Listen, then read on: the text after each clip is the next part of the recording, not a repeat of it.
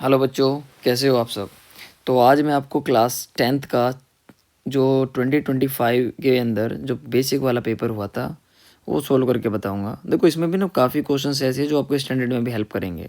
और आप ये बिल्कुल मत सोचना कि भाई बेसिक वाला आसान है, स्टैंडर्ड इसमें भी आपको 4 से 5 क्वेश्चंस अच्छे लेवल के मिलेंगे। ठीक है, तो वन बाई वन हम सारे क्वेश्चंस को देखते हैं। ये ऐसा आपको पेपर मिलेगा। ठीक है, टोटल 38 क्वेश्चंस रहेंगे। यहाँ पर लिखा हुआ है बेसिक पेपर है। ठीक है जी, तो ये बेसिक पेपर है। यहाँ से 3 आवर्स का टाइम मिलेगा। टोटल मार्क्स आपके 80 है। क्लियर है। सो इसके अंदर आपको क्या गिवन है, पहले वाला क्वेश्चन देखते हैं कैसे करना है। If the HCF of the two positive integer A and B is 1। भाई एचसीएफ दे रखा है 1, एलसीएम निकालना है। देखो ऐसे क्वेश्चन में आपको ना, अब यही क्वेश्चन आपका स्टैंडर्ड में भी आ सकता है। ये फॉर्मूला आपको याद रखना है, first number into second number. अब देखो, आपको पता है कि आपको एलसीएम निकालना है। भाई एलसीएम आपको निकालना सेम, एचसीएफ हमारे पास 1 है, फर्स्ट नंबर हमारे पास ए है, सेकंड नंबर हमारे पास बी है, यानी कि एलसीएम की वैल्यू आ जाएगी ए बी। तो हमारे पास जो करेक्ट आंसर होगा वो होगा ऑप्शन नंबर डी। क्लियर है। ठीक है भाई, अब करते हैं सेकंड वाला नंबर। देखो, कभी भी रूट वाला नंबर अगर उसका कोई अगर वो परफेक्ट स्क्वायर नंबर नहीं है तो उस नंबर को आप किसी नंबर में ऐड करो, माइनस करो, मल्टीप्लाई करो, डिवाइड करो, हमेशा आपको इरेशनल नंबर मिलेगा भाई। ठीक है जी, इसका होगा आपका option number B. The discriminant of the quadratic equation. Discriminant क्या होता है आपका, डी होता है। और डी निकालने का एक फॉर्मूला होता है भाई बी स्क्वायर माइनस 4ac। क्या होता है, बी स्क्वायर माइनस 4ac। यहाँ पर जो आपके पास इक्वेशन है इसकी आप कंपेयर करेंगे A X square plus B X plus C के साथ। ठीक है, तो एक्स स्क्वेयर का जो कोफिशेंट है यहाँ 1 है, यानी कि ए की वैल्यू हमारे पास 1 है, बी की वैल्यू हमारे पास -3 है और सी की वैल्यू हमारे पास -2 है। तो ये हो जाएगा जी -3 का होल स्क्वेयर -4 मल्टीप्लाई 1 मल्टीप्लाई -2, यानी कि आएगा 9 प्लस 8 यानी कि 17। तो डी की जो वैल्यू होगी वो होगी हमारे पास 17। तो ऑप्शन नंबर बी होगा इसका करेक्ट। ठीक है, ये क्वेश्चंस आपके स्टैंडर्ड में भी हेल्प करेंगे, मैं बार बार आपको बता रहा हूँ। ठीक है, पूरी वीडियो को देखना है आपको। और ठीक है, नेक्स्ट हम करते हैं भाई क्वेश्चन नंबर 4। देखो, इस क्वेश्चन के अंदर आपसे बोला गया है कि भाई क्वाड्रेटिक इक्वेशन में कन्वर्ट करो, उसके बाद आपको a माइनस बी प्लस सी की वैल्यू निकालनी है। ठीक है जी, तो क्या करना है यहाँ से, अगर हम इसको सोल्व करते हैं तो इसको सोल्व करने का जो तरीका होगा ना वो ये होगा भाई, हमारे पास X square plus 1 equals to 3x। ठीक है ना, कि इसकी जो मल्टीप्लाई हमारे पास है वो यहाँ पर भी मल्टीप्लाई होगी और यहाँ पर मल्टीप्लाई होगी। ठीक है जी, तो ये हमारे पास गिवन होगा यहाँ से x square minus 3x plus 1 equals to 0। तो यहाँ से अगर आप ए की वैल्यू पता करेंगे तो ए की वैल्यू हमारे पास 1 है, बी की वैल्यू -3 है, सी की वैल्यू कितनी है 1 है। ठीक है ना, क्लियर है। तो भाई ए के प्लेस पे हमने रख दिया 1, बी के प्लेस पे माइनस रखेंगे तो माइनस माइनस प्लस हो जाएगा, सी की वैल्यू 1 है, यानी कि ये आएगा हमारे पास 5। ऑप्शन नंबर ए होगा इसका करेक्ट। ठीक है, अच्छा क्वेश्चन है। फॉर ए पॉइंट, भाई ये होता है एब्सिसा होता है एक्स वाला, एब्सिसा होता है एक्स वाला और वाई होता है ऑर्डिनेट। क्लियर है, तो आपको एब्सिसा माइनस ऑर्डिनेट करना है भाई। एब्सिसा की वैल्यू कितनी है 3, ऑर्डिनेट की वैल्यू है जी -5, यानी कि ये हमारे पास आएगा जी प्लस का 8। तो ऑप्शन नंबर डी इसका होगा भाई बिल्कुल करेक्ट आंसर। ठीक है जी, the mid point of a line segment divide the line segment in the ratio. देखो, मिड पॉइंट का मतलब क्या होगा, जैसे मान लीजिए आपके पास एक लाइन सेगमेंट है भाई, ये 4 सेंटीमीटर का। ठीक है ना, तो इसको 2 हिस्सों में डिवाइड करना है। तो अगर हमारे 2 पार्ट्स यहाँ पे आ गए, 2 पार्ट्स यहाँ पे आ गए, तो ये हो जाएगा 1:1 में हमेशा डिवाइड करेगा। इनके ऑप्शन नंबर सी होगा भाई इसका। ठीक है जी, अब कहता है जी which of the following is not the criterion for the similarity of the triangle. किस प्रॉपर्टी से आप सिमिलर ट्रायंगल प्रूव नहीं कर सकते इनमें से। तो इसमें ये भी कर सकते हैं, एसएसएस भी हो सकता है, एससीएस भी हो सकता है, आरएचएस नहीं होगा भाई। तो यानी कि जो इसका करेक्ट आंसर है वो आरएचएस होगा। ठीक है ना, क्योंकि राइट एंगल, हाइपोटेनस और साइड से आप सिमिलर नहीं कर सकते, कॉन्ग्रुएंट कर सकते हो। ठीक है जी, क्लियर है। तो from the figure given below which of the following is true about the measure of the angle P. तो एंगल पी बहुत, अब इस क्वेश्चन में करना क्या, देखो भाई ये टी है, ये 60 है, यानी कि ये हो गया हमारे पास 140, यानी कि 40 बच गया ये। क्लियर है, अब दोनों जो ये कहता है कि यहाँ से is true about the measure of the angle P, तो एंगल पी की जो वैल्यू क्या है, तो भाई 3.8 का डबल हो गया, इसका डबल हो गया 7.6। क्लियर है। अब ये जो किसके सामने इसका एंगल कितना है 40 है, तो यहाँ पर मैंने लिख दिया भाई 40 डिग्री।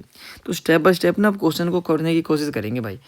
इसके अपोन में करेंगे इसका डबल है, और इसके सामने एंगल कितना 60, यानी कि ये वाला भी 60 आएगा और ये वाला हो जाएगा जी 80। इस तरीके से एंगल रहेंगे।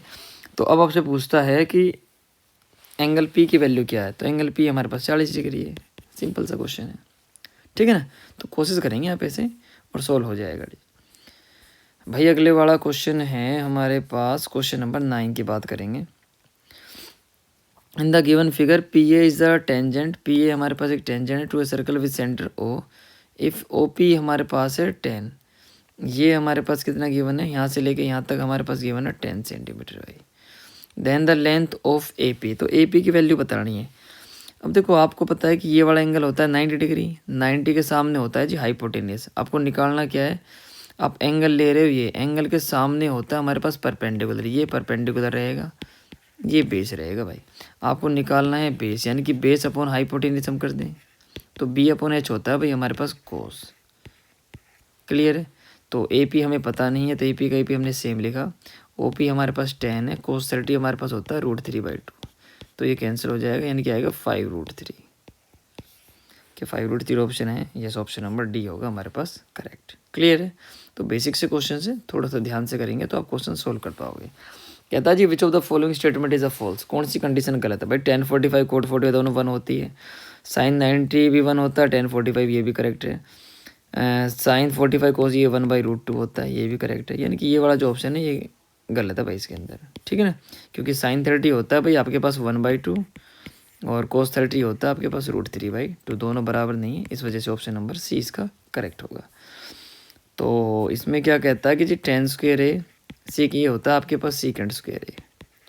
तो भाई ये माइनस अगर कॉमन लेते हैं यहाँ से तो ये इतना मिलेगा हमारे पास, ये रिजल्ट होता है 1, यानी कि -1 हमारे पास ऑप्शन नंबर डी होगा करेक्ट। ठीक है जी, ऑप्शन नंबर डी हो जाएगा यहाँ से बिल्कुल करेक्ट। अब कहता है जी in the given figure which of the following angles represent the angle of the depression. ठीक है जी, तो भाई यहाँ से कहता है कि डिप्रेशन होता है हमारे पास, ये बड़ा एंगल बनता है देखो, ठीक है ना। एंगल डिप्रेशन तो यही चेक करेंगे, एंगल जेड की बात कर रहा है ये, ठीक है। लेकिन ये वाला जो एंगल होगा इसके बराबर होगा अल्टरनेट इंटीरियर से, लेकिन यहाँ पर इसके बारे में बात कर रहा तो एंगल जेड इसका करेक्ट आंसर होगा, ठीक है ना। जब बच्चा नीचे से ऊपर देखेगा तो उसको बोलते हैं एलिवेशन, और जब ऊपर से नीचे देखेगा उसको बोलते हैं डिप्रेशन। क्या बोलते हैं? डिप्रेशन। जैसे डिप्रेशन में चला जाता है ना तो नीचे झुक जाता है इंसान, ठीक है। ओके, क्वेश्चन नंबर 13 देख लेते हैं यहाँ से। Perimeter of the shaded region in the given figure, भाई पेरीमीटर बताना है शेडेड रीजन का। तो शेडेड रीजन का पेरीमीटर अगर आपको निकालना है तो भाई ये वाली जो है ना ये आपको काउंट ये बताना है क्या है। तो देखो r + r तो 2r हो गया, और ये हमारे पास कितना गिवन है भाई, l गिवन है, तो l + 2r यानी कि ऑप्शन नंबर सी हो जाएगा आपके पास बिल्कुल करेक्ट। ठीक है जी, क्लियर है यहाँ तक। तो इसके बाद हमारे पास अब क्या गिवन है, ऑप्शन नंबर सी इसका करेक्ट होगा।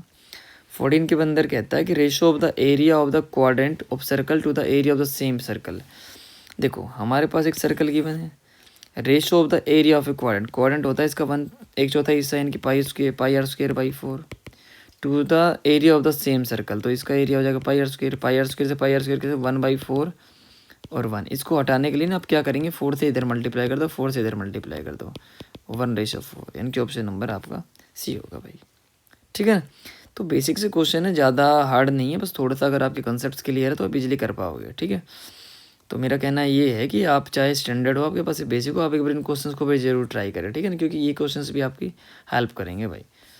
ओके, सो नेक्स्ट वाला क्वेश्चन देख लेते हैं भाई। क्वेश्चन नंबर 15 के अंदर क्या गिवन है, for which of the following solids in the lateral curved surface area and the total surface area the same. भाई जो स्पेयर होता है ना वो सेम होता है, उसका CSA की बात करें या TSA की बात करें तो स्पेयर के अंदर ये कंडीशंस क्या होती है, सेम होती है। क्योंकि इसके अंदर तो हेमिस्फीयर के अंदर तो CSA होता है 2πr² और TSA होता है 3πr², दोनों चेंज होते हैं, ये भी अलग होता है ये भी अलग होता है, ठीक है ना। तो ऑप्शन नंबर डी इसका करेक्ट होगा। The class mark of the median class of the following data is, तो भाई क्लास मार्क निकालना है मीडियन क्लास का। तो मीडियन क्लास होती क्या है, जब भी आपको ना ये अगर ये नंबर्स आपको इंक्रीजिंग ऑर्डर में गिवन नहीं है तो यानी कि ये एफ है। अब निकालेंगे अब CF, तो CF निकालने के पहले पहला नंबर सेम, फिर इन दोनों नंबर को ऐड करते हैं भाई, 5, फिर आएगा आपके पास 12, फिर आपके पास आएगा 18, फिर 24 और फिर 30। क्लियर है। अब आपको क्या करना है, इनका जो टोटल सम है ना, टोटल सम हमेशा याद रखना, ये लास्ट वाला नंबर आता है, इनकी टोटल सम इसका है 30 भाई। अब अगर 30 को आप 2 से डिवाइड कर दो, क्योंकि n/2 होता है इसके अंदर, यानी कि 30/2 आपके पास आएगा 15। अब 15 से ज़्यादा वैल्यू देखनी है आपको सी एफ के अंदर, 15 से ज़्यादा वैल्यू ये है। क्लियर है। तो भाई मीडियन जो क्लास होगी वो होगी ये 55 से 70। ठीक है। अब इसका क्लास मार्क निकालने का फॉर्मूला जो होता है भाई, वो होता है lower limit plus upper limit divide by 2। Lower limit इसकी भाई 55 है, 55 है, और ये 70/2 है, यानी कि ये हो गया 125 बाई 125। यानी कि अगर इसको आप कट करेंगे तो 62.5 आएगा। ऑप्शन नंबर डी होगा इसका करेक्ट। ठीक है। बाकी आपको मीडियन वाला फॉर्मूला भी मैं बता देता हूँ, वो बनेगा भाई आपके पास L+N/2 minus CF/F multiply by H। ठीक है जी, ये ध्यान रखेंगे आप, ये होता है मीडियन के बराबर।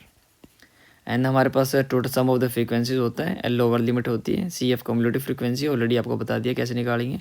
एफ जो इसका जैसे ये 18 था तो हमने इसके जो भी फ्रीक्वेंसी गिवन ये एफ होता है, इंटरवल का डिफरेंस जैसे 15 है वो ये होता है, इससे आप इजीली निकाल पाओगे भाई। ठीक है ना। तो प्रश्न संख्या 17 देख लेते हैं भाई। The following distribution shows the number of the run scored by the some batsman in the test match. Lower limit of the modal class, modal class में सबसे ज़्यादा नंबर कितने आइए, तो लोअर लिमिट कितनी भाई इसकी 4000 है। बिल्कुल आसान सा क्वेश्चन है, ज़्यादा नहीं है। ठीक है ना। अगले वाला क्वेश्चन भाई हमारे पास क्या गिवन है, ये है जी question number 18। In a random experiment of the throwing a die which of the following is a sure event. ठीक है।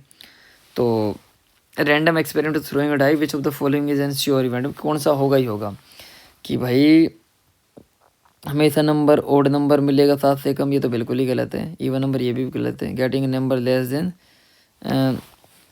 गेटिंग नंबर बिटवीन 1 और 6, ये भी बिल्कुल गलत है, क्योंकि 1 भी तो मिल सकता है 6 भी मिल सकता है। बिटवीन का मतलब होता है कि उनके बीच में, तो नेचुरल नंबर मिलेगा, क्योंकि 1 2 3 4 5 6 कोई सब नंबर मिल सकता है। तो ऑप्शन नंबर डी पे हम जाएंगे भाई। ठीक है ना। क्लियर है। तो रात के भाई 12:47 12:47 हो रहे हैं अभी। ठीक है। तो देखो रात में मैं आपके लिए वीडियो बना रहा हूँ, तो आप अपने दोस्तों के साथ शेयर करना, ये हेल्प करेंगे। मैं सारे जितने भी हमारे सैम्पल पेपर्स होंगे, मैं सबके MCQs के सेक्शन बी सेक्शन सी जो भी होंगे, केस स्टडीज़ वगैरह सब सोल्व करूँगा।